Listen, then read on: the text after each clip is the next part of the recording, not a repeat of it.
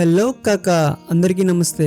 ఎట్లున్నారు? ఈరోజు మీకు ఆంధ్ర స్టైల్లో చేపల పులుసు అయితే ప్రిపేర్ చేస్తున్నాను. అలాగే మీ స్టైల్లో చేపల పులుసు ఎట్లా ప్రిపేర్ చేస్తారో కింద కామెంట్ చేయండి. అలాగే వీడియోని చివరి వరకు చూడండి, ఎక్కడ కూడా స్కిప్ చేయవద్దు.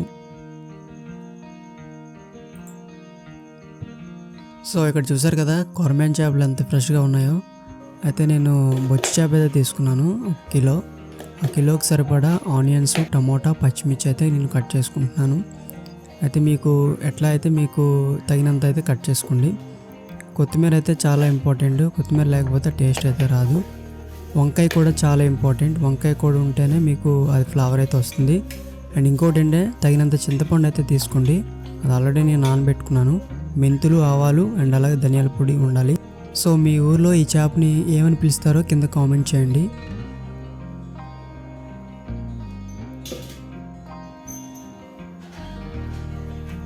ఆయిల్ అయితే వేసుకున్నాను. తగినంత ఆయిల్ వేసుకోండి.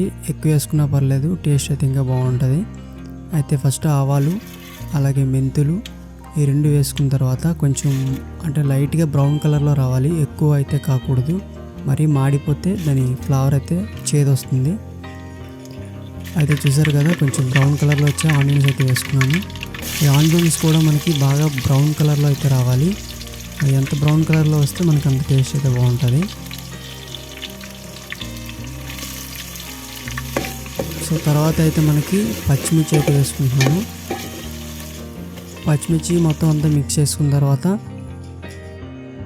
టమాటాస్ అయితే వేసుకుంటున్నాను. ఫైనల్గా ఈ టమాటాస్ అనేవి మనకి మొత్తం మిక్స్ అయ్యి ఆ గ్రేవీ అనేది పడాలి మనకి. గ్రేవీ వచ్చిన తర్వాత కొంచెం లైట్గా కొత్తిమీర చల్లుకొని కరివేపాకు,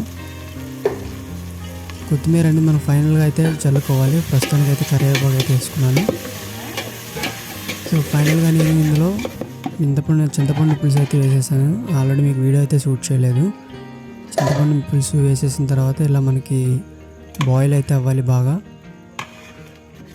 ఇక బాయిల్ అయిన తర్వాత మనం చేపలు ఏవైతే ఉన్నాయో చేపల్ని అలా ఒకటి విడివిడిగా అయితే మనం స్ప్రెడ్ చేయాలి. ఒకే దగ్గర అయితే వేయకండి ఎవరు కూడా. సో తగినంత కారం,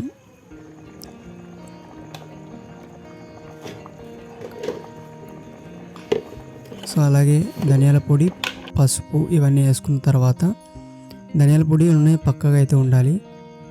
అండ్ జీలకర్ర పొడి ఉంటే ఇంకా టేస్ట్ బాగుంటుంది. జీలకర్ర పొడి అయితే నేను వేయలేదు. సో మన దగ్గర ఉన్న ఐటమ్స్తో మనం బెస్ట్గా అయితే ఇస్తున్నాము.